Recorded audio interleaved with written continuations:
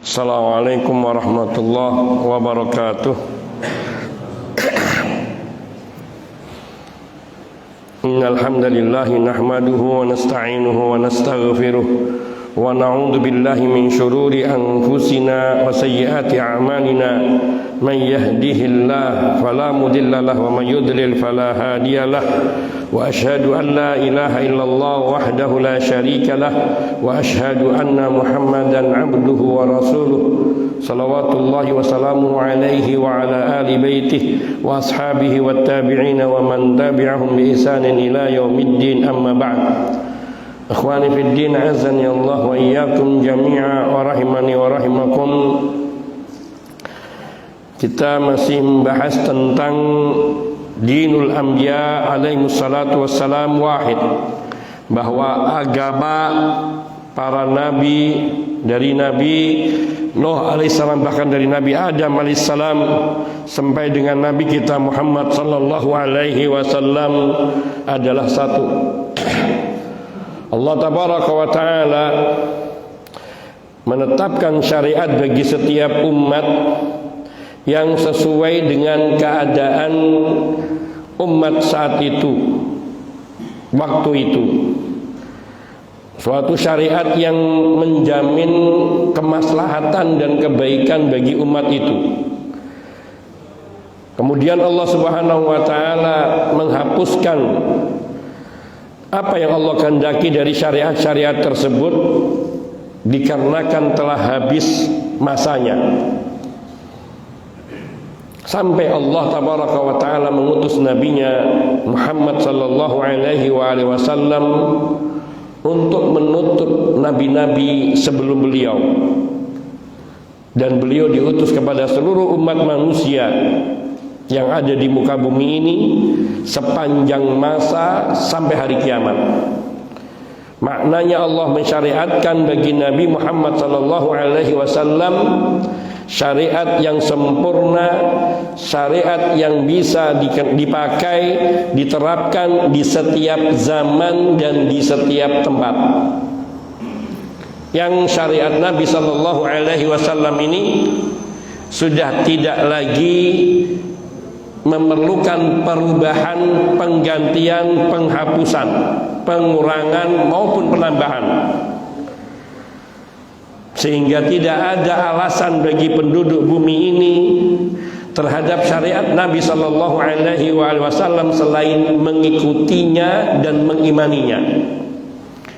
Allah tabaraka wa ta'ala berfirman di dalam surat Al-A'raf ayat 158, A'udzu billahi minasyaitonir rajim. Qul ya ayyuhan nasu inni rasulullahi ilaikum jami'an. Katakan wahai Nabi sallallahu alaihi wasallam, katakan kepada umat manusia, wahai manusia. Di sini Nabi mengatakan tidak hanya memanggil kepada orang-orang mukmin saja sebagaimana biasanya, ya ayuhan nabi, ya ayyuhalladzina amanu, tidak. Tapi Allah perintahkan Nabi untuk menyeru kepada seluruh umat manusia, ya ayyuhan nas, wahai sekalian manusia, inni rasulullahi ilaikum jami'an, sesungguhnya aku diutus oleh Allah kepada kalian semuanya, yakni kepada seluruh umat manusia.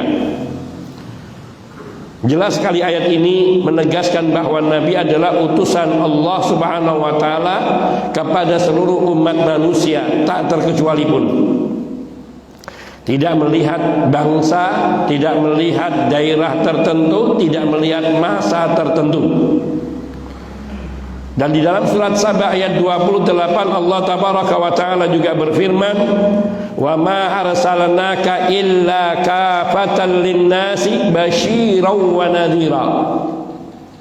Dan sekali-kali tidaklah kami mengutusmu wahai Muhammad sallallahu alaihi wasallam selain untuk seluruh umat manusia, kafatan linnasi, untuk seluruh umat manusia, sebagai pembawa berita gembira dan sebagai pembawa peringatan, basyiran wa nadhira. Maka tugas Nabi Shallallahu Alaihi Wasallam adalah menghabarkan berita gembira, yaitu dengan surga dan ampunan dari Allah Subhanahu Wa Taala, serta memberikan peringatan dengan ancaman siksanya dan neraka kepada seluruh umat manusia. Di dalam surat Al-Anbiya ayat 107, Allah tabaraka wa ta'ala berfirman, wa ma arsalnaka illa rahmatan lil alamin. Dan sekali-kali tidaklah kami mengutusmu wahai Muhammad sallallahu alaihi wasallam melainkan sebagai rahmat bagi sekalian alam. Maka Nabi sallallahu alaihi wasallam, beliau adalah wujud dari rahmat Allah, wujud dari kasih sayang Allah kepada seluruh alam semesta ini.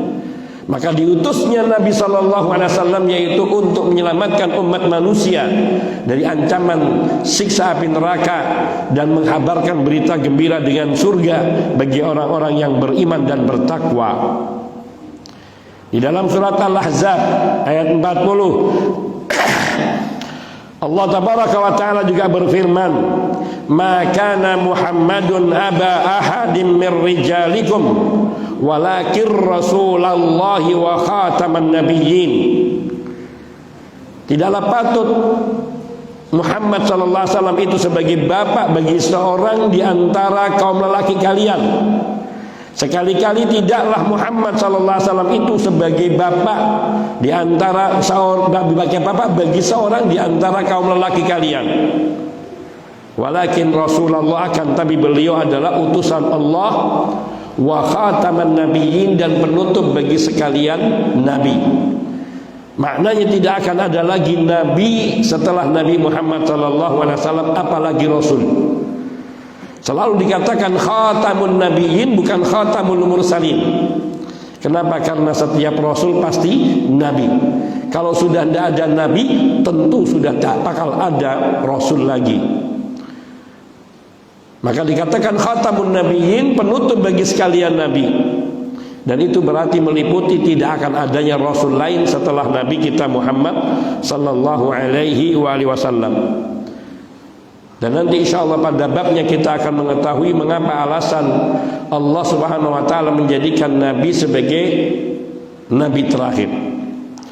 Ayat-ayat suci Al-Quran yang diturunkan oleh Allah Subhanahu wa ta'ala kepada Rasulnya Muhammad sallallahu alaihi wasallam, di dalam ayat-ayat tersebut terdapat titah, jazakallah khair, barakallahu fiik, terdapat titah khitab kepada seluruh makhluk, meliputi jin dan manusia. Seluruh jenis makhluk dari kalangan jin dan manusia, laki, perempuan, bangsa manapun juga. Dan Allah Subhanahu wa ta'ala tidak mengkhususkan bangsa Arab dengan satu hukum tertentu, akan tetapi dikaitkan hukum-hukum itu dengan kaitannya hukum kafir dan muslim, munafik dan bir. Kafir mukmin, muslim munafik, bir fajir, muhsin zalim, dan lain sebagainya dari semua nama-nama yang tersebut di dalam Al-Quran dan hadis. Kafir yaitu orang yang ingkar, yang tidak mau beriman. Mukmin yaitu yang percaya, yakin. Muslim yang berserah diri. Munafik yang menampakkan Islamnya dan menyembunyikan kufurnya. Bir, orang yang baik. Fajir, orang yang jahat. Muhsin, orang yang berbuat kebajikan. Zalim, orang yang suka berbuat kezaliman. Dan istilah-istilah lain yang tersebut di dalam Al-Quran maupun Sunnah Nabi Sallallahu Alaihi Wasallam. Maka tidak ada di dalam Al-Quran maupun hadis yang mengkhususkan bangsa Arab dengan satu hukum tertentu dari hukum-hukum syariat yang Allah turunkan kepada Nabi Sallallahu Alaihi Wasallam. Oh, karena bangsa Arab maka mereka diberikan syariat tersendiri. Tidak. Akan tapi seluruh hukum-hukum Allah yang Allah syariatkan kepada Nabi dikaitkan dengan sifat-sifat yang melekat pada apa yang dicintai oleh Allah dan pada apa yang dibenci oleh Allah. Maknanya sifat-sifat yang dicintai oleh Allah maka dikaitkan kepada hukum mukmin muslim, dan sifat-sifat yang dibenci oleh Allah dikaitkan dengan orang-orang yang kafir, yang fajir. Dan turunnya Al-Quran dengan bahasa Arab hanyalah innama huwa li ajli tabligh, hanyalah semata-mata sebagai sarana untuk menyampaikan wahyu, sarana menyampaikan wahyu. Kenapa? Karena Nabi balagha qaumahu awalan, Nabi pertama kali menyampaikan wahyu ini kepada kaumnya pertama kali. Kemudian melalui mereka Nabi sampaikan wahyu itu kepada seluruh umat. Dan Allah tabaraka wa ta'ala telah memerintahkan kepada Nabi SAW untuk menyampaikan kepada kaumnya pertama kali, lalu kepada orang-orang terdekat dari kaumnya, yakni yang ada di dekat-dekat negerinya. Kemudian Nabi SAW diperintahkan oleh Allah untuk memerangi, yakni negara-negara yang terdekat dan terdekat, memerangi kesyirikan, kekufuran, untuk menyebarkan agama Allah. Dan ini bukanlah bentuk pengkhususan syariat untuk kaum tertentu, untuk bangsa tertentu, untuk umat tertentu di masa tertentu. Akan tapi diturunkannya Nabi SAW di bangsa Arab sebagai bentuk tadarruj bitabligh. Tadarruj bitabligh itu merupakan yaitu bentuk tahapan-tahapan penyampaian wahyu. Di halaman 185, Pak. Tahapan-tahapan wahyu. Maka maksudnya bahwa agama para nabi alaihi wassalatu wassalam itu satu, wahid. Yaitu apa? Mengikhlaskan ibadah hanya karena Allah Subhanahu wa taala semata, serta larangan berbuat kesyirikan dan membuat kerusakan di muka bumi. Maka meskipun syariat para nabi itu berbeda-beda, beragam syariatnya, dan itu semua ditetapkan oleh Allah untuk menyesuaikan keadaan di masing-masing umat di setiap zaman. Karena kebutuhan umat pada setiap zaman dan masa antara satu dengan yang lainnya berbeda-beda. Dan sengaja Allah buat seperti itu untuk membuat tahapan-tahapan pada makhluknya. Dan disitulah sifat adilnya Allah Subhanahu wa ta'ala. Sampai Allah tutup risalah wahyunya dengan Nabi kita Muhammad sallallahu alaihi wasallam, yang Allah jadikan risalahnya meliputi seluruh makhluknya, dan diperpanjang risalahnya sampai berakhirnya dunia ini. Semua hukum Allah yang Allah tetapkan untuk Nabi kita Muhammad sallallahu alaihi wasallam sempurna, tidak membutuhkan satu penggantian, satu perubahan, apalagi penghapusan, tidak pula pengurangan. Bahkan seluruh syariat Nabi kita Muhammad sallallahu alaihi wasallam adalah syariat yang baik, syariat yang layak bagi setiap waktu dan masa dan tempat, serta senantiasa memberikan perbaikan dan kebaikan pada setiap umat dan masa dan tempat. Maka tidak akan ada lagi nabi setelah Nabi kita Muhammad SAW sampai akhir zaman nanti. Adapun Nabi Isa alaihissalatu wassalam, maka beliau diturunkan oleh Allah Subhanahu wa ta'ala bukan dalam rangka membawa wahyu baru, tidak untuk menyampaikan ajaran beliau yang lama, dan tidak pula membawa wahyu yang baru dari Allah, namun untuk menyempurnakan ajaran Nabi sallallahu alaihi wasallam dalam pengamalan. Sehingga pada masa Nabi Isa alaihissalatu wassalam, disitulah terwujudnya kejayaan Islam dan umat Islam seperti yang pernah ada di zaman Nabi Muhammad sallallahu alaihi wasallam. Maka diturunkannya Nabi Isa tidak menyebabkan statement ini bertentangan, yakni bahwa Nabi Muhammad sallallahu alaihi wasallam adalah khatamun nabiyyin, penutup bagi sekalian nabi. Nabi kita Muhammad sallallahu alaihi wasallam memerintahkan kepada umatnya seperti yang dilakukan oleh para rasul sebelum Nabi sallallahu alaihi wasallam. Perintah yang sama, yang tidak ada perbedaan antara yang disampaikan oleh Nabi dan disampaikan oleh rasul-rasul sebelum Nabi. Yaitu perintah untuk beriman kepada Allah, mengikhlaskan ibadah hanya kepada Allah dengan syariat yang ditetapkan oleh Allah Subhanahu wa taala, sesuai dengan hukum-hukum yang Allah tetapkan bagi setiap umat di setiap masa. Dan ajaran Nabi Shallallahu alaihi wasallam dan Nabi sendiri membenarkan terhadap ajaran para nabi dan para rasul sebelum beliau. Bahkan para rasul dan para nabi sebelum Nabi kita Muhammad sallallahu alaihi wasallam, mereka telah memberitakan kabar gembira dengan akan diutusnya nabi di akhir zaman, yaitu Nabi kita Muhammad sallallahu alaihi wasallam. Sekiranya kita mau jujur dan sekiranya kita membaca kitab-kitab suci terdahulu yang diturunkan oleh Allah kepada para nabi, yang belum diubah dan diganti oleh tangan-tangan jahil dari kaum kufar, maka kita akan dapati di dalam kitab-kitab suci itu terdapat, jazakallah khairan barakallah, terdapat pemberitaan akan datangnya Nabi kita Muhammad sallallahu alaihi wasallam dengan ciri-ciri yang tidak ada sedikit pun yang salah.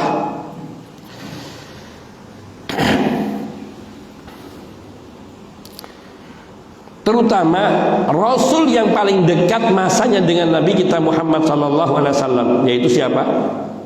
Nabi Isa alaihissalatu wassalam. Nabi Isa adalah nabi terakhir sebelum Nabi Muhammad.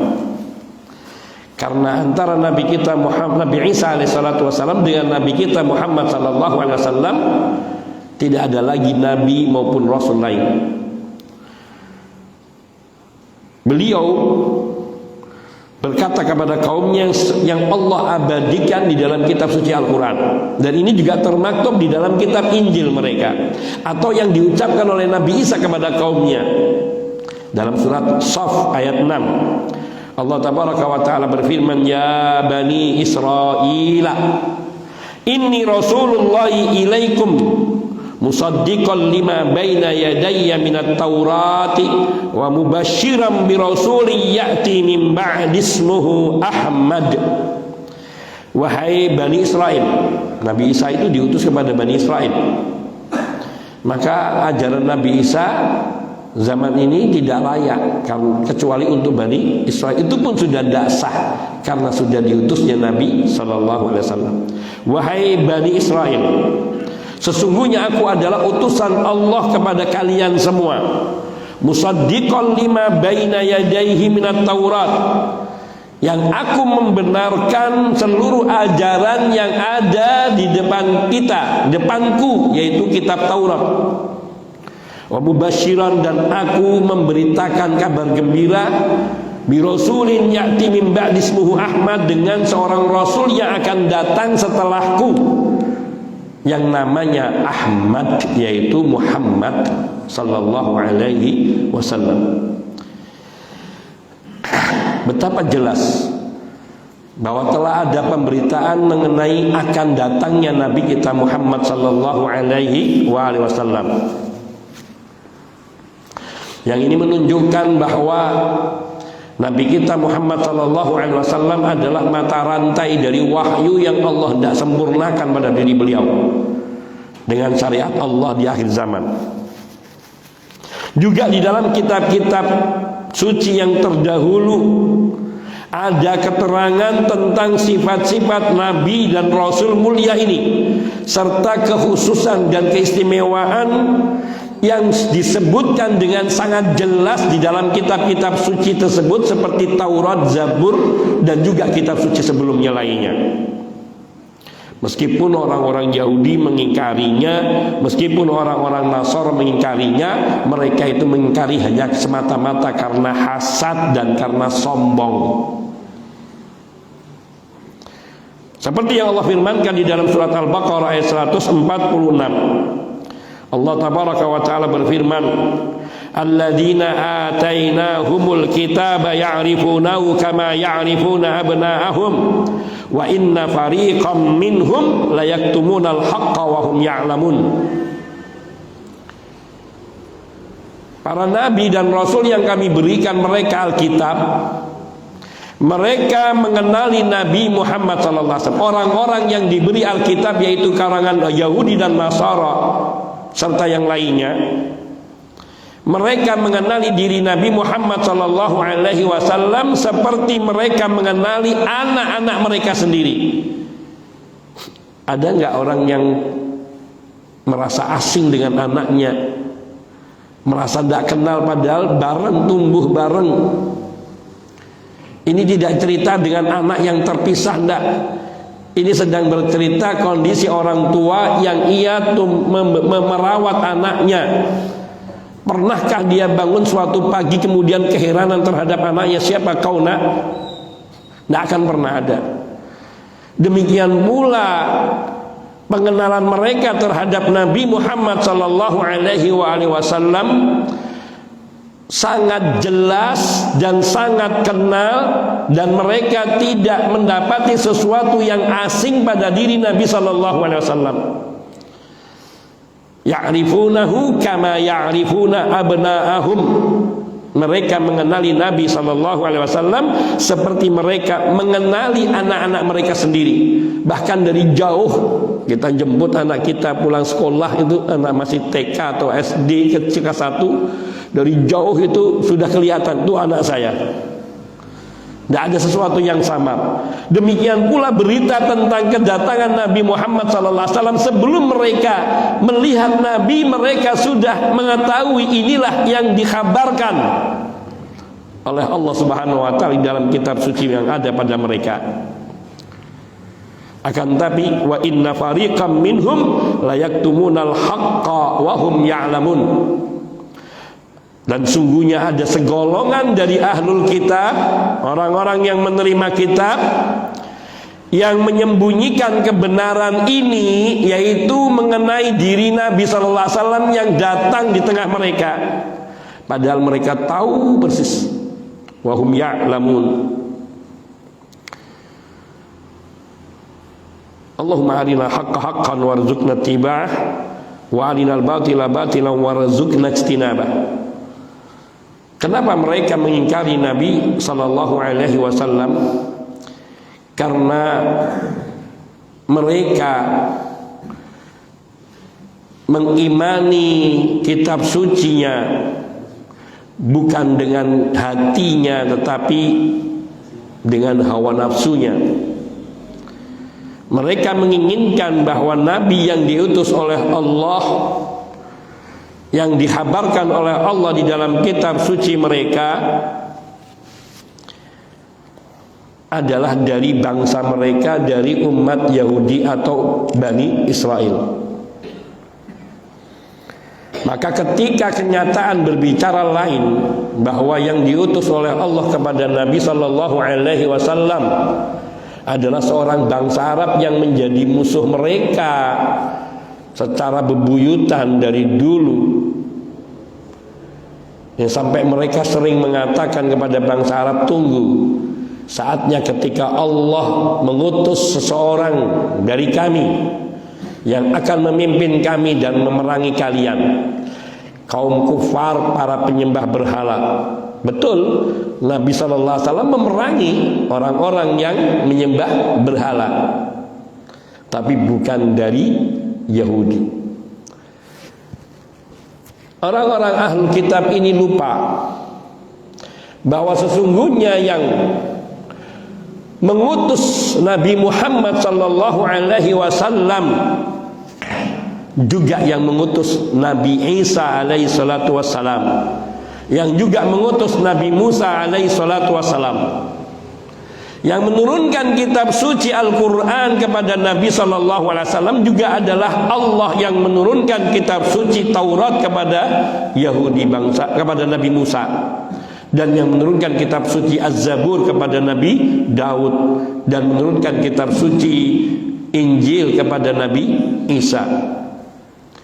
Disinilah ketika seseorang dikuasai oleh fanatisme kelompok atau fanatisme kesukuan atau apa saja, maka kadang ia menutup dirinya dari kebenaran yang ada di luar kelompoknya, golongannya.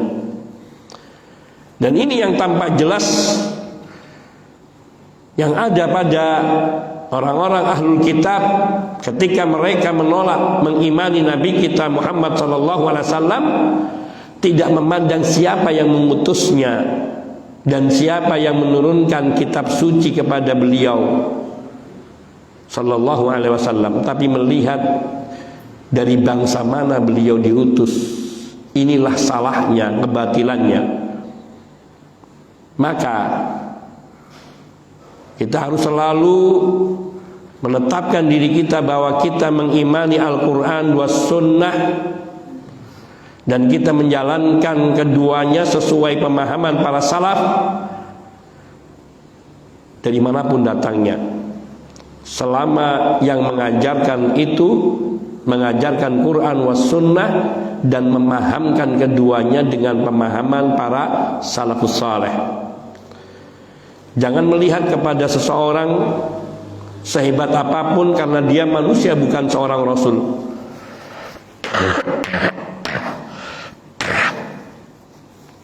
Bahkan perkataan yang masyhur pula di kalangan ulama juga yang dikatakan oleh Syekh Muhammad Nasiruddin Al-Albani rahimahullahu ta'ala di dalam pendahuluan kitab sifat salat nabinya, ketika kebenaran itu datang kepada kita yang bersumber dari Quran was sunnah, maka kita tidak boleh berpaling daripadanya meskipun bertentangan dengan seluruh penduduk bumi. Ketika kita meyakini hadis itu sahih dan itu bersumber dari Rasulullah sallallahu alaihi wasallam, maka tidak ada alasan seseorang pun untuk meninggalkan sabda Nabi yang sahih ini hanya semata-mata mengikuti pendapat mayoritas. Dan itu pula yang dikatakan oleh Imam Asy-Syafi'i rahimahullahu ta'ala yang masyhur, yang dinukil oleh Ibnu Al-Qayyim atau Ibnu Qayyimil Jauziyah rahimahullah, dan juga Imam An-Nawawi di dalam Al-Majmu'nya, yakni Imam Syafi'i rahimahullahu ta'ala mengatakan, ajma'a al-ulama ala anna man istabana lahu sunnatu Rasulillah sallallahu alaihi wasallam la yahillu lahu ayyada'aha li qawli ahadin. Para ulama kaum muslimin semua sepakat, apabila telah nyata sampai kepadanya dengan jelas suatu sunnah dari Rasul sallallahu alaihi wasallam yang sahihah, maka tidak halal baginya meninggalkan sunnah Nabi yang sahih ini hanya semata-mata untuk mengikuti perkataan seseorang selain Nabi, meskipun itu perkataan gurunya. Dan itulah yang dilakukan oleh para ulama. Imam Syafi'i belajar dari Imam Malik tapi tidak menjadi Maliki. Beliau mengambil apa yang sahih dari Nabi yang diajarkan gurunya dan beliau tinggalkan pendapat gurunya yang beliau pandang dalam ijtihadnya bertentangan dengan sunnah Nabi. Demikian pula Imam Ahmad yang belajar dari Imam Syafi'i. Demikian pula Imam Bukhari yang belajar dari Imam Ahmad, dan seterusnya.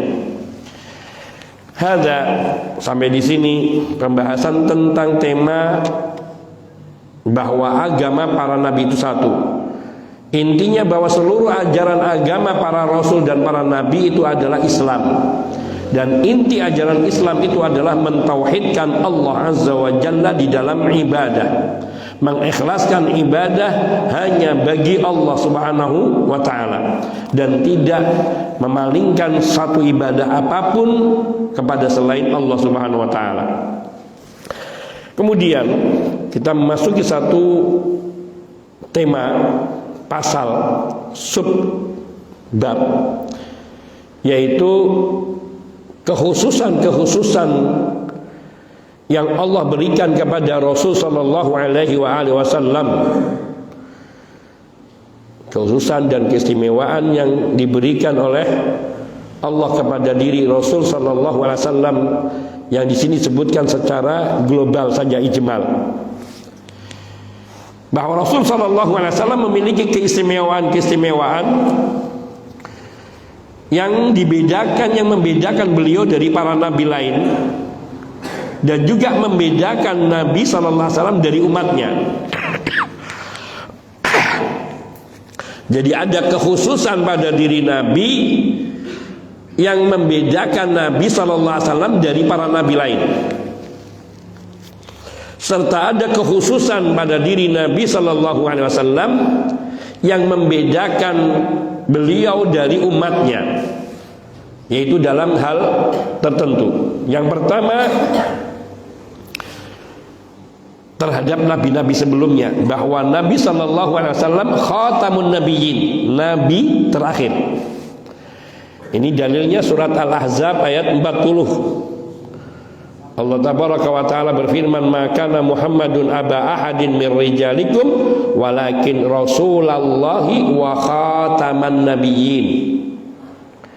Sekali-kali Muhammad itu bukanlah ayah seseorang dari kaum lelaki kalian, akan tetapi beliau itu adalah utusan Allah dan penutup bagi sekalian nabi. Ini dalil yang pertama, Al-Ahzab ayat 40, bahwa nabi itu adalah nabi terakhir. Maka kalau ada orang muncul ngaku menjadi nabi, nah ini orang gila, pasti itu orang gila, sehingga nggak perlu ditangkap karena orang gila. Dan Nabi sallallahu alaihi wasallam beliau bersabda, "Ana khatamun nabiyyina la nabiyya ba'di." Nabi sallallahu alaihi wasallam bersabda, "Ana khatamun nabiyyin." Aku adalah penutup bagi sekalian nabi. La nabiyya ba'di, tidak akan ada lagi nabi sesudahku, apalagi rasul. Apalagi rasul. Ini yang pertama. Ini dalil dari Quran dan juga dalil dari hadis Nabi, dan hadis ini sahih. Yang kedua, keistimewaan yang diberikan Allah kepada Nabi kita Muhammad sallallahu alaihi wasallam yang tidak diberikan kepada nabi-nabi sebelum beliau, yaitu al-maqamul mahmud atau asy-syafa'atul udma. Al-maqam al-mahmud yaitu kedudukan yang mulia terpuji, yaitu asy-syafa'al udma, pemberian syafaat Allah kepada Nabi sallallahu alaihi wasallam, syafaat yang agung, yang semua para rasul dan para nabi mereka menolak untuk bisa memberikan syafaat kepada umat manusia. Dalilnya seperti yang disebutkan di dalam Al-Quran surat Al-Isra ayat 79. Asa ayyab'atsaka rabbuka maqaman mahmuda. Mudah-mudahan Allah Rabbmu membangkitkanmu dan menempatkanmu di kedudukan yang mulia, yang terpuji. Dan ini yang tercantum di dalam hadis syafaat yang panjang yang Syekh Muqbil bin Hadi Al-Wadi'i rahimahullahu ta'ala Beliau mengumpulkan seluruh hadis-hadis syafaat di dalam satu risalah yang tebal seperti ini, bukunya kurang lebih setebal ini.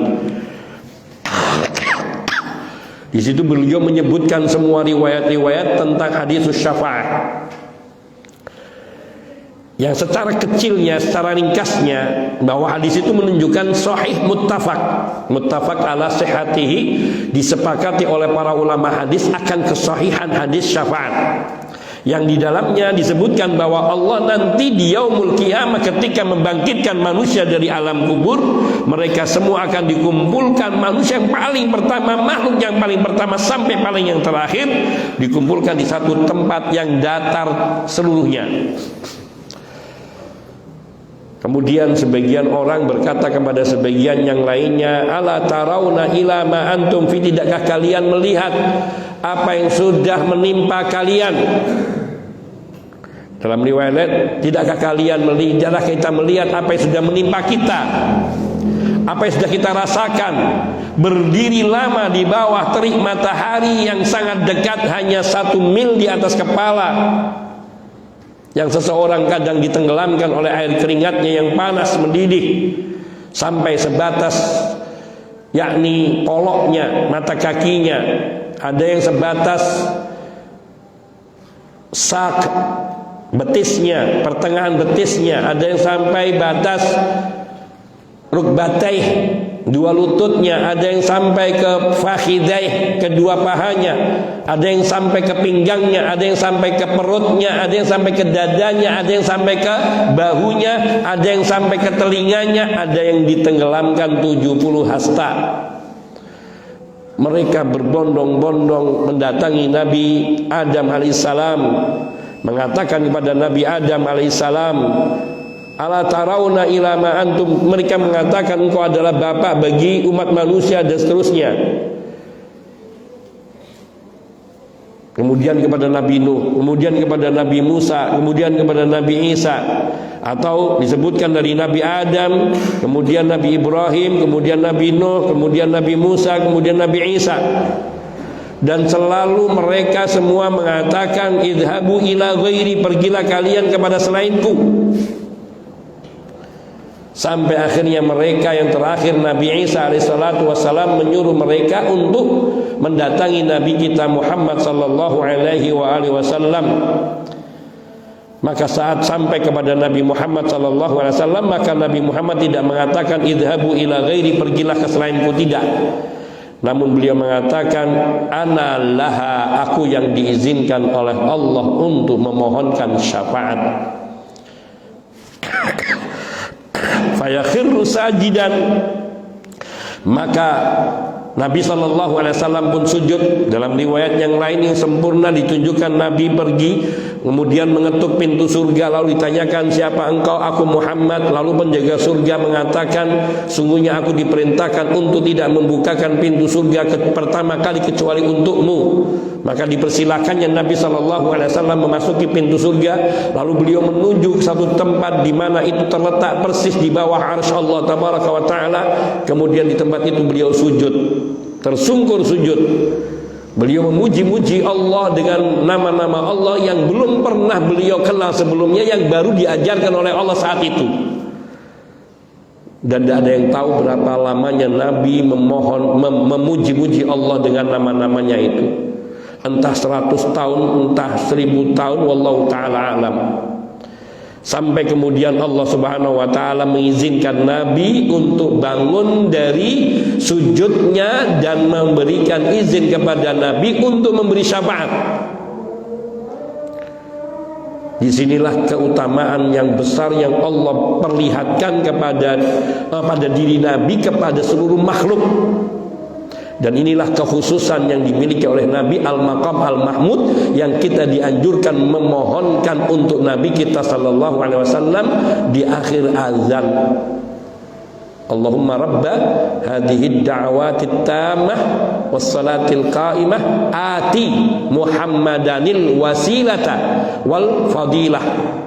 Ya Allah, karuniailah Muhammad sallallahu alaihi wasallam al-wasilah dan al-fadilah. wa ba'athul maqamam mahmudal ladzi wa'adtah, dan bangkitkanlah Nabi sallallahu alaihi wasallam di kedudukan yang terpuji, yang mulia, yang telah Engkau janjikan kepadanya. Nah, kita lanjutkan insyaallah taala setelah adzan Isya. Wa sallallahu wasallam ala nabiyina Muhammadin wa alihi wa sahbihi ajmain walhamdulillahi rabbil alamin.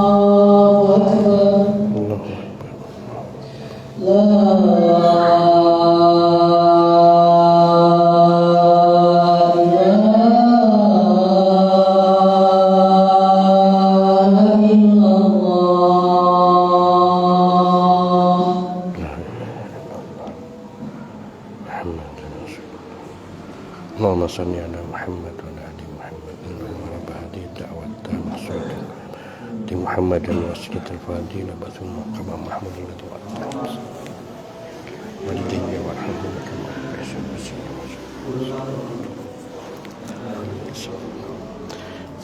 Alhamdulillahilladzi hadana li hadza wa ma kunna linahtadiya laula an hadana Allah. Wa ashhadu an la ilaha illallah wahdahu la syarika lah wa ashhadu anna Muhammadan abduhu wa rasuluh salawatullahi wa salamuhu alaihi wa ala ali baitihi wa ashabihi wa tabi'ina wa man tabi'ahum bi ihsanin ila yaumiddin, amma ba'd. Akhwani fid din, azani Allah wa iyyakum jami'a wa rahimani wa rahimakum. Telah kita sebutkan dua kekhususan pada diri Nabi sallallahu alaihi wasallam atas nabi-nabi sebelum beliau. Yang pertama, beliau adalah nabi yang terakhir, khatamun nabiyyin. Yang kedua, beliau mendapatkan kedudukan al-maqam al-mahmud atau asy-syafa'ah al-udma. Sekarang yang ketiga, yang menjadi keistimewaan pada diri Nabi sallallahu alaihi wasallam atas nabi-nabi sebelum beliau, bahwa setiap nabi sebelum beliau hanya diutus kepada kaumnya. Hanya kepada kaumnya saja. Yang maknanya tidak ada kewajiban untuk menyampaikan kepada kaum lain yang bukan dari kaum Nabi tersebut. Sementara Nabi kita Muhammad SAW risalahnya umum bagi seluruh umat manusia dan jin. Jadi risalah Nabi meliputi bangsa manusia dan bangsa jin. Allah tabaraka wa ta'ala berfirman dalam surat Al-A'raf ayat 158, Qul ya ayyuhan nas inni rasulullahi ilaikum jami'an. Katakanlah wahai manusia, meskipun di sini yang dipanggil manusia, inni rasulullah ilaikum jami'an, sungguhnya aku adalah utusan Allah kepada kalian semuanya. Di sini dalil tentang diutusnya Nabi kepada seluruh umat manusia, tidak membedakan bangsa tertentu, umat tertentu dari jenis manusia. Dalil kedua, surat Saba ayat 28, Allah berfirman, wa ma arsalnaka illa kafatan linnasi, dan sekali-kali tidaklah kami mengutusmu wahai Muhammad kecuali kepada sekalian umat manusia, kafatan linnas. Ini juga mengisyaratkan bahwa Nabi diutus oleh Allah Subhanahu wa taala kepada seluruh umat manusia, tidak umat tertentu, bangsa tertentu, masa tertentu. Sebagaimana halnya itu pada nabi-nabi sebelum Nabi Muhammad. Dalil ketiga, dalam surat Al-Furqan ayat 1, Allah tabaraka wa taala berfirman, Tabarakalladzi nazzala al-furqana ala 'abdihi liyakuna lil 'alamina nadhira.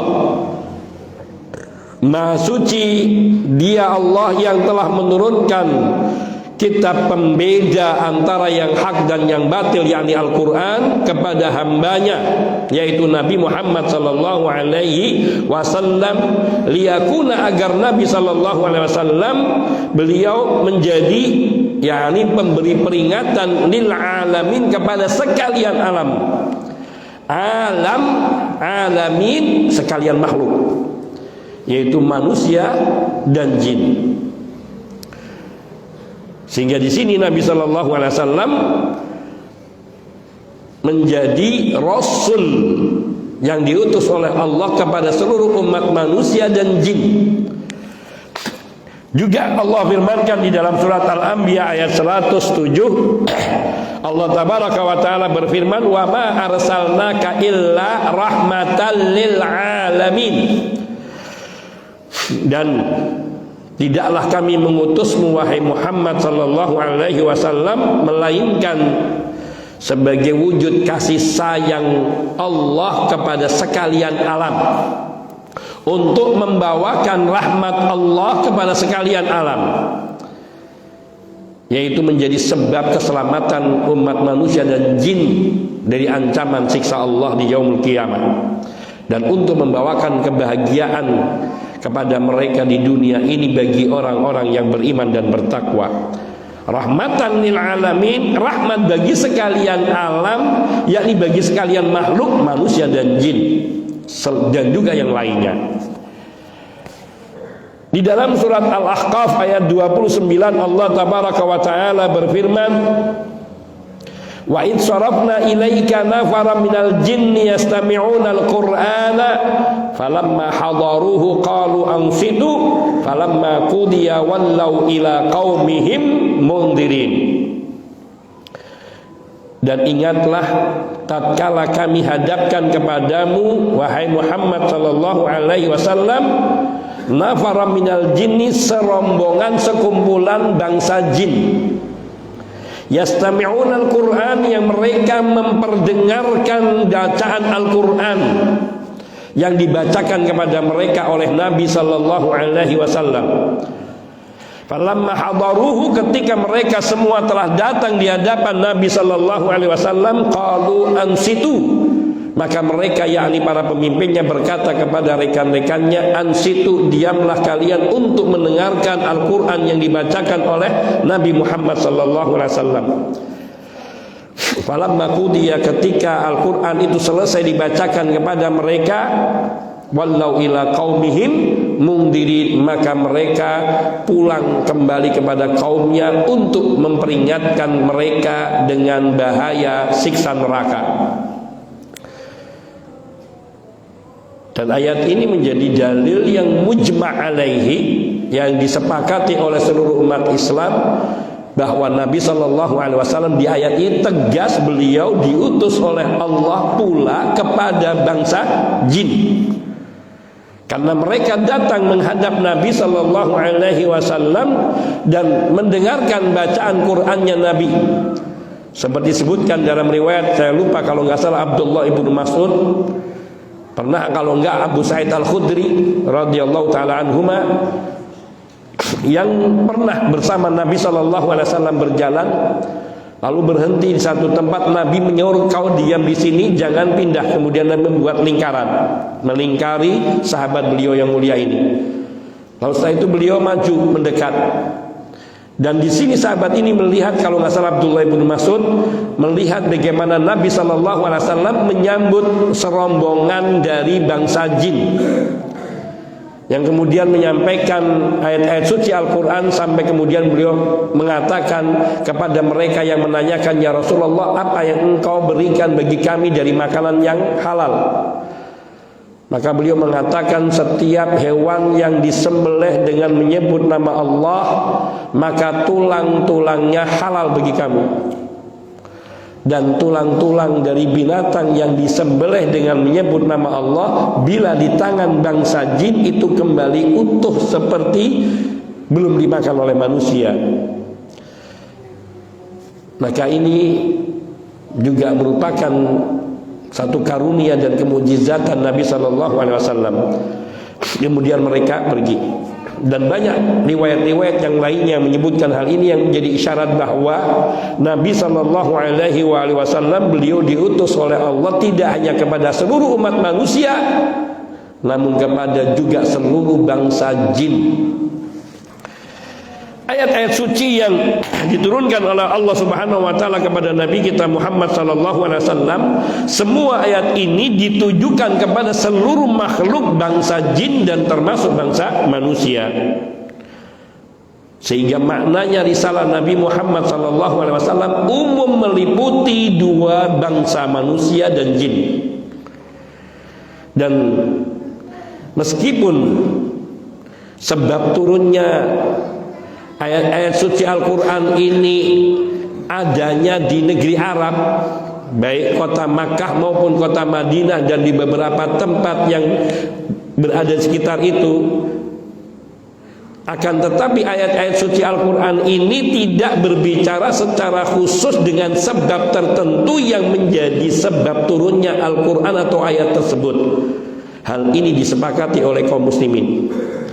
Maknanya, ayat suci yang diturunkan oleh Allah kepada Nabi Muhammad SAW di kota Mekkahkah atau di kota Madinahkah, yang turunnya ayat ini oleh sebab peristiwa tertentukah, itu semua tidak kemudian menjadikan ayat tersebut khusus untuk kasus tersebut dan untuk bangsa Arab saja. Al-ibratu bi umumil lafzi la bi khususis sabab.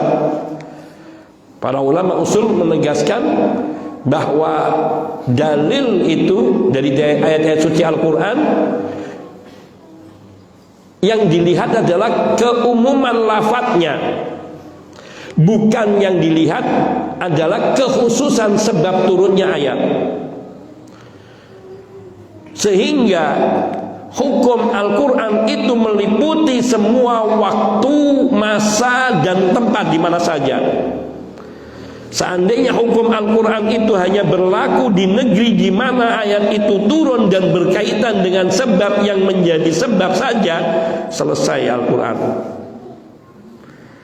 Tidak akan lagi sampai kepada kita. Namun Al-Quran itu lafadznya berlaku bagi sepanjang masa, bagi semua umat manusia dimanapun juga dan kapan saja. Dan tidak ada seorang muslim pun yang mengatakan bahwa sungguhnya ayat-ayat tolak, ataupun ayat-ayat dihar, ataupun ayat-ayat li'an, ataupun hukuman potong tangan bagi para pencuri, ataupun juga hukuman bagi orang-orang yang memerangi kaum muslimin, ini khusus untuk orang-orang tertentu yang menjadi sebab turunnya ayat. Tidak ada. Seluruh kaum muslimin, yaitu maksudnya para ulamanya, tidak ada yang mengatakan ini. Maka ayat potong tangan itu berlaku bagi siapa saja yang memenuhi ketentuan potong tangan, maka dia akan dipotong di negeri Islam yang dipimpin oleh pemimpin yang muslim. Di negeri yang belum Islam, maka itu bukan tanggung jawab kita, tanggung jawab bagi penguasa-penguasa negeri tersebut. Bukan kemudian berarti mereka tidak terkena kewajiban ini. Mereka terkena, mereka tidak melaksanakan, itu tanggung jawab mereka. Dan yang dimaksudkan di sini bahwa sebagian ayat-ayat suci Al-Quran meskipun sebabnya terkait dengan perkara-perkara yang ada di bangsa Arab, namun hukum ayat itu umum berlaku sesuai dengan kandungan makna ayat-ayat tersebut, maupun lafaz maupun maknanya, dan jenis apa saja. Nabi Muhammad SAW diutus oleh Allah kepada bangsa jin dan manusia, dan dakwahnya Nabi SAW umum meliputi seluruh umat jin dan manusia, meliputi segala jenis bangsanya. Mau bangsa Indonesia kah? Ada jin bangsa Indonesia? Iya, dia berbahasa Indonesia. Jin bangsa Jawa ada, dia berbicaranya bahasa Jawa. Jinnya orang Sunda ngomongnya bahasa Sunda. Jinnya orang Bali ngomongnya juga bahasa Bali. Jinnya orang Amerika keluar bahasanya juga Amerika, dan seterusnya. Bagaimana itu terjadi? Inilah rahasia Allah yang kita tidak pernah tahu. Akan tetapi bahwa segala jenis bangsa jin maupun manusia yang ada di muka bumi ini, mereka semua mukallaf, dibebani kewajiban untuk menjalankan perintah-perintah Allah dan Nabi kita Muhammad SAW, dan menjauhi semua larangan-larangan Allah dan larangan-larangan Nabi SAW. Maka syariat Nabi itu tidak khusus untuk bangsa Arab, dan bangsa Arab tidak dihususkan dengan satu hukum tertentu secara mutlak. Maka mereka yang menolak syariat Islam dengan alasan ini hanya untuk bangsa Arab dan sudah tidak lagi berlaku, tidak up to date, sudah tidak lagi cocok di zaman ini, maka dia perkataan yang batil. Hukum syariat Nabi kita Muhammad SAW dikaitkan dengan sifat-sifat yang ada pada diri manusia itu. Muslimkah dia, kafirkah dia, mukminkah dia, munafikkah dia, orang baikkah dia, orang jahatkah dia, orang muhsin yang suka berbuat kebaikankah dia, atau orang yang suka berbuat doliman, dan berbagai hal istilah-istilah yang tersebut dalam Quran dan Sunnah. Dan tidak ada di dalam Al-Quran dan tidak pula di dalam satu hadis pun dalil yang mengkhususkan bangsa Arab dengan hukum-hukum tertentu khusus bangsa Arab. Tidak ada. La farqa baina arabiyyin ala ajamiyyin illa bittaqwa.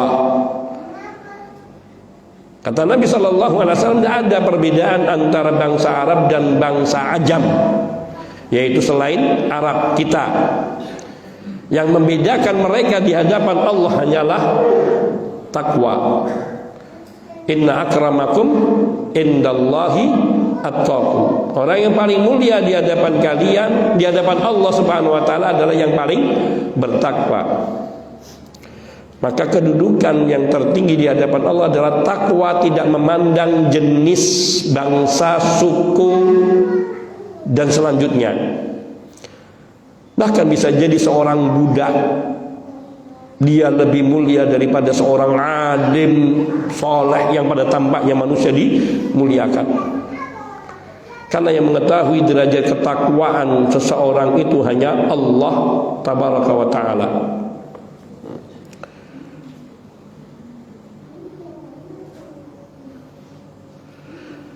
Jadi hukum-hukum yang diturunkan Allah, ditetapkan oleh Allah untuk Nabi kita Muhammad SAW dalam agama ini dikaitkan dengan sifat-sifat yang memberikan pengaruh pada apa yang dicintai oleh Allah dan apa yang dibenci oleh Allah.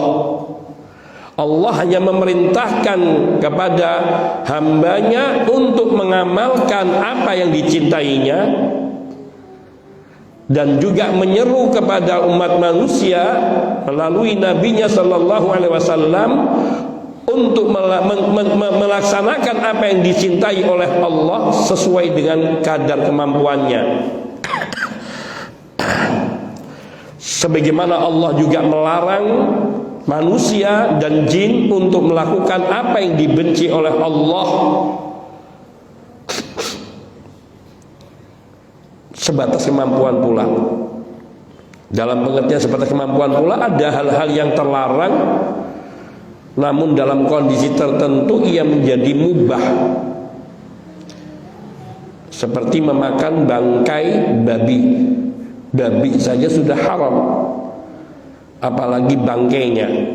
Namun ketika seseorang itu dalam kondisi sakarat, di tengah hutan misalnya, tidak ada yang bisa dimakan, atau di tengah tempat yang tidak ada dia dapati kecuali ada seekor bangkai babi, kalau dia tidak makan dia mati. Maka di saat ini amaniturra ghaira bagin wala adin, barang siapa yang dia terpaksa dan tidak ada ghaira bagin wala adin, tidak ada keinginan dalam hatinya, tidak doyan. Siapa kalau orang mukmin itu doyan bangkai babi? Ghaira bagin wala adin, dan tidak ada pula keinginan untuk berlebih-lebihan, yakni dia mengambil sebagian daging itu kemudian dengan susah payah dia bakar kalau bisa, kalau tidak dia makan dengan mentah, hanya untuk menghilangkan rasa laparnya. Setelah hilang rasa laparnya bisa bertahan, maka dia tidak dibolehkan lagi membawa bangkai itu. Cukup karena dia sudah terpenuhi hajatnya saat itu, yaitu menghilangkan rasa laparnya yang akan membawa kepada kebinasaan. Maka ini namanya hal-hal yang terlarang namun bisa dibolehkan sesuai dengan kebutuhan. Maka Nabi Shallallahu Alaihi Wasallam tidak mengkhususkan bangsa Arab dengan satu hukum syariat tertentu, dan dakwahnya Nabi Shallallahu Alaihi Wasallam kepada seluruh umat manusia dan jin. Akan tetapi Al-Quran itu diturunkan dengan bahasa Arab, bahkan dengan bahasa Quraisy. Bahasa Arab itu memiliki logat bahasa yang berbeda-beda. Antara satu suku bangsa memiliki logat bahasa yang berbeda-beda. Dan yang paling fasih adalah bahasa Quraisy, bilisani Quraisy. Tujuannya semata-mata untuk dijadikan alat menyampaikan wahyu Allah kepada bangsa Arab. Karena Nabi Shallallahu Alaihi Wasallam diturunkan di negeri Arab, di tengah kaum yang berbahasa Arab. Maka tidak lazim kalau beliau berbicara dengan bahasa selain bahasa Arab. Maka beliau sampaikan kepada kaumnya. Kemudian melalui mereka Nabi SAW menyampaikan wahyunya kepada seluruh umat. Dan beliau memerintahkan kepada setiap umat beliau untuk menyampaikan kepada kaumnya, kemudian menyampaikannya kepada orang yang di sekitarnya, yang terdekat, dan seterusnya, sampai berjihad dalam rangka menegakkan kalimat Allah, li'la'i kalimatillah, menegakkan kalimat Allah. Maka sebagaimana Nabi SAW diutus kepada manusia, maka beliau juga diutus kepada bangsa jin. Dan sungguh telah ada segolongan bangsa jin yang datang mendengarkan bacaan Qur'annya Nabi SAW, dan setelah itu mereka pulang kepada kaumnya dan memperingatkan kaumnya sebagaimana diberitakan oleh Allah Azza wa Jalla. Dan ini disepakati oleh kaum muslimin seluruhnya yang telah kita sebutkan ayatnya, yakni yang tersebut di dalam surat Al-Ahqaf ayat 29. Juga Allah Subhanahu wa taala telah menyebutkan di dalam Al-Qur'an, yaitu titahnya Al-Quran ini ditujukan kepada dua bangsa manusia dan jin, yang menjelaskan tentang pokok masalah ini. Seperti surat Al-An'am ayat 130, Allah berfirman, Ya ma'syaral jinni wal insi alam ya'tikum rusulun minkum, wahai khalayak bangsa jin dan manusia, alam ya'tikum rusulun minkum, tidakkah telah datang kepada kalian utusan-utusan dari kalangan kalian, yaitu dari kalangan bangsa kalian, dari umat-umat. Dan Allah Tabaraka wa Ta'ala juga memberitakan tentang bangsa jin ini. Mereka mengatakan, menceritakan sendiri di dalam surat Al-Jin ayat 11, Allah menceritakan mereka mengatakan, wa anna minna sholihuna wa minna duna dzalik kunna tara'iqa qidada. Kami bangsa jin ini ada yang soleh, tapi juga ada yang tidak soleh. Kami ini ya bertingkat-tingkat, bermacam-macam, memiliki faham-faham yang bermacam-macam, memiliki agama-agama yang bermacam-macam. Ada di antara bangsa jin ini yang muslim dan ada yang kafir, ada yang ahlu sunnah dan juga ada bangsa jin yang ahlu bidah. Ada. Oleh karena itu mereka mengatakan di dalam ayat 14 surat Al-Jin pula, wa anna minnal muslimun wa minnal qasitun, di antara kami ada yang muslim dan ada yang menyimpang dari Islam, yaitu yang zalim. Terakhir berkata Syekhul Islam Ibnu Taimiyah rahimahullahu taala, kewajiban setiap manusia untuk mengetahui bahwa Allah Azza wa Jalla telah mengutus Nabi Muhammad sallallahu alaihi wasallam kepada dua bangsa manusia dan jin, dan mewajibkan kepada kedua jenis makhluk ini untuk beriman kepada Nabi sallallahu alaihi wasallam, beriman terhadap segala wahyu yang dibawanya dan mentaatinya, dan mewajibkan bagi manusia dan jin untuk menghalalkan apa yang dihalalkan oleh Allah dan Rasulnya, dan mengharamkan segala apa yang diharamkan oleh Allah dan Rasulnya, mencintai apa yang dicintai oleh Allah dan Rasulnya, dan membenci apa yang dibenci oleh Allah dan Rasulnya. Dan bahwa orang yang telah tegak hujjah baginya dengan sampainya wahyu risalah Nabi Muhammad SAW, baik dia dari kalangan manusia maupun jin, kemudian dia tidak beriman kepada Nabi SAW, maka dia akan mendapatkan siksa Allah. Sebagaimana juga orang-orang kafir yang semisal mereka akan mendapatkan siksa Allah, yaitu orang-orang kafir yang mereka ingkar kepada rasul-rasul yang Allah utus kepada mereka dari umat-umat sebelum Nabi Muhammad sallallahu alaihi wasallam. Dan ini adalah prinsip yang disepakati oleh para sahabat, para tabi'in, dan orang-orang yang mengikuti jejak para sahabat serta imam kaum muslimin dan seluruh golongan kaum muslimin dari kalangan ahlus sunnah wal jamaah maupun selain mereka radhiyallahu anhum ajma'in. Ini perkataan Syekhul Islam Ibnu Taimiyah bahwa Nabi kita Muhammad sallallahu alaihi wasallam tidak hanya diutus kepada manusia saja, tapi juga kepada bangsa jin, dan telah memerintahkan kepada bangsa jin seperti Nabi diperintahkan untuk menyampaikan kepada manusia, yakni hal-hal yang telah kita sebutkan di atas.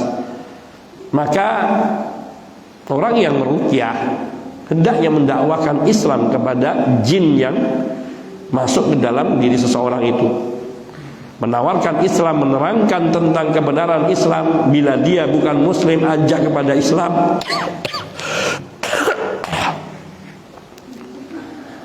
Bila dia menerima, maka walhamdulillah ala ni'amihi al-azimah. Dan bila dia menolak, maka perintahkan untuk keluar, dan bila tidak, perangi dengan ayat-ayat suci Al-Quran, dengan meminta pertolongan kepada Allah Azza wa Jalla. Bila dia menolak tapi mau keluar, maka tidak ada paksaan di dalam beragama, la ikraha fid din.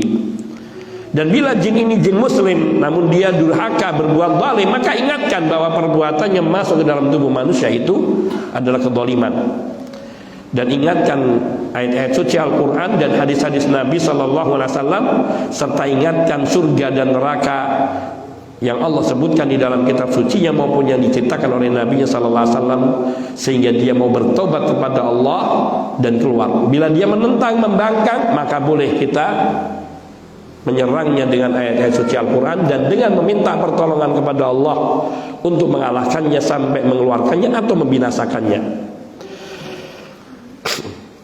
Karena kita dibolehkan untuk membela diri kita. Man qutila duna nafsihi fahuwa syahid. Orang yang terbunuh, tewas karena membela jiwanya, maka dia syahid. Maka kita nggak apa-apa apabila ada orang berbuat zalim kepada kita, kita hadapi dan tidak ada dosa. Hadza wallahu taala alam. Wa insyaallah kita akan lanjutkan poin berikutnya nanti, yang keempat dan yang kelima, sebelum nanti merinci tentang 3 kekhususan yang ada pada diri Nabi sallallahu alaihi wasallam secara rinci.